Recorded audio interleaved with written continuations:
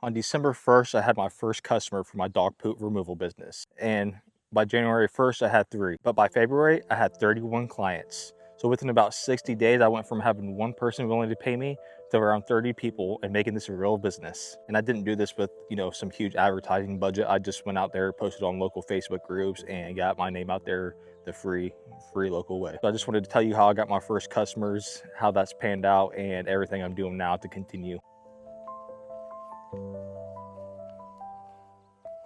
My name is Dylan. I own Dirty Dog's Pet Waste Removal right here in Central Illinois. And you know what? It's exactly what you think it is. We come to people's house and scoop the dog poop so they don't have to. Most of our customers are in a recurring service, so we come out either weekly or twice a week and scoop the dog poop for them so they can enjoy their free time with their kids, their family. It sounds like a strange business, but there are a lot of people who own dogs and just don't want to spend their free time picking up their dog's poop. Some of our customers are busy parents, elderly, disabled, some people who just, really don't want to do it. A lot of people pay for conveniences, and this just happens to be dog poop. When I started Dirty Dogs, I was looking for a business, that I could start without needing a massive amount of money. Mainly, I just need that basic equipment, my rake, my bucket, transportation, a way to reach local dog owners. At first, I decided to do Christmas lights, and then the season went by pretty quick, and I think I did like 5 jobs that year. That was in 2024. And then I decided, I'm like, well, what else can I start with very little overhead, and the startup costs pretty little. So that's why I picked poop scooping. I did some research on YouTube, and then found Eric at Groupin. I found the guys from Swoop Scoop, Levi and William and them. And then I saw the YouTube video on Upflip, and it all went down from there. Years ago, I had some family members tell me about some people out, I think it's in Pennsylvania, who had a poop scoop business, and I, pretty much laughed at them and, didn't believe that it was real. But yeah, here we are 2 years later, about 80 clients and still rolling. Ultimately, I was unsure if, someone would pay for this service. There was someone out of Springfield who had been in business for about 6 or 7 years, but they had never really came this way, and there was not any other, new companies or fresh companies starting up. Lincoln, Bloomington isn't massive, so a lot of people around here, they don't even know the service, and they're just kind of used to doing them themselves. So one of the biggest things was to get people to know that this is a service and that you can pay for this. You can pay for this convenience just like you can pay for your yard being mowed or your, groceries delivered to you. So the main way I started promoting the business was through Facebook. So I created a business page. I started promoting it through local groups that, there's a new local company in town, scooping dog poop. I would love to offer you my service. We will give you a free first scoop if you leave us a review. It was basically just me introducing my business to the community and to the people, saying, hey, this is who I am, this is what I do, and I would love to offer it to you. Eventually, someone responded. That became my first customer, and it was a one-time scoop for $125. Before that, Dirty Dogs, was mainly just an idea. I could make logos, I could create the Facebook, I could talk about what I was going to do to everyone, but without someone paying you, it's not a real business. Growth wasn't, instantly crazy. I got my first customer December 1st, and by January 1st, I had 3 customers. So, after over a month or two, it wasn't some huge, massive company. And I think that is important to say because, sometimes people like to talk about their business and they just say, hey, we blew up this fast. And that wasn't the case here. It took a couple months. It takes months for you to put in effort before you get the results that you want. So yeah, I posted a few times. A few people responded, but not a whole lot. I answered questions. I figured out what people wanted to know, and I continued to make the business look bigger and, continue to post on Facebook, get my name out there. And eventually I paid for meta ads. One challenge with the service like this is, like I said, people don't know anything about it. So they're going to ask you lots of questions, right? They might ask you how pricing works. They might ask you what happens with the waste. They might ask you what time you're going to be home. And then you have to explain to them that you're like a garbage company with that you have the same day, but you don't have an exact time that you show up. By February, I had 31 clients. And let me be honest with you guys, there was no secret. I just posted and got my name out there. And there wasn't one thing that went viral. There wasn't a post that got 40 likes or 50 likes, but it's just the consistency, constantly posting, getting your name out there. People will see you and sign up for your services if you can provide. And once I had a few customers, the company started looking more real. That is, the big difference when you're starting a local business.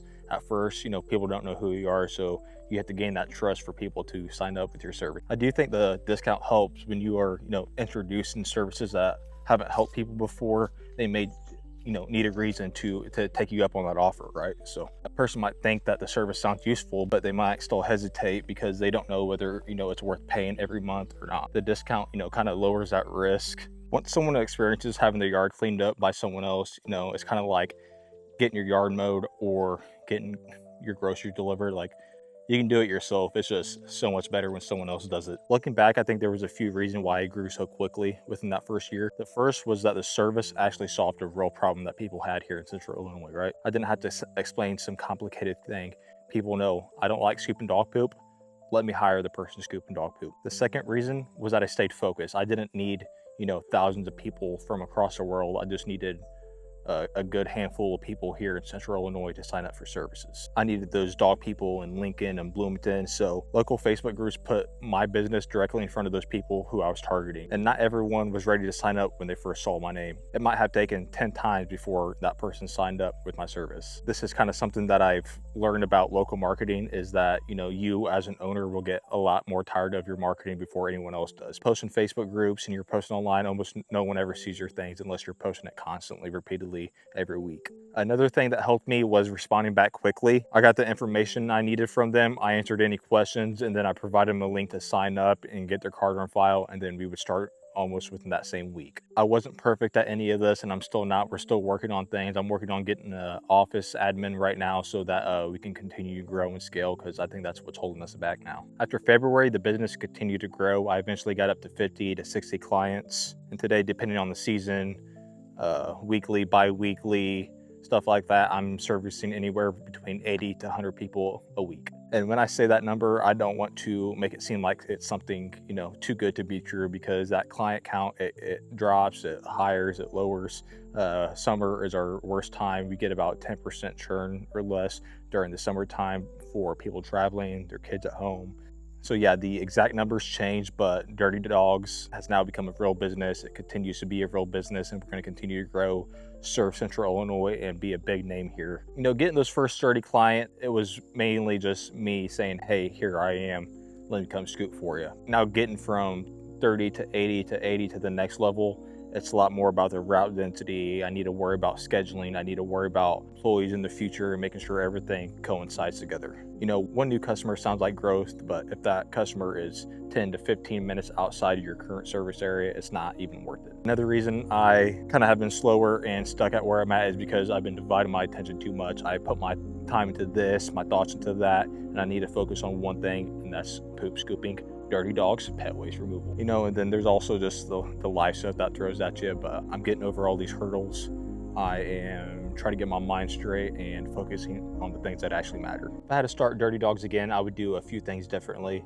I would still use those local Facebook groups because clearly those worked, but I would kind of just try to track everything a little bit better from the very beginning. I would know exactly which post, which group, what worked and what didn't. I would also try to collect reviews as early as possible and get those reviews up, because those reviews really help on your Google business profile when people search like dog poop near me. When you're kind of in the middle of those moments, you don't realize it's all the small things. That's the 1% plus 1% that really kind of adds up at the end. That makes a business a business. I would also focus on more heavily on route density and just make sure all my clients are within the service area that I am providing, not within 20 minutes, out of the area. My first customer came from a local post that I made in the local Facebook group, and that customer gave me $125. By January 1st, I had 3 customers.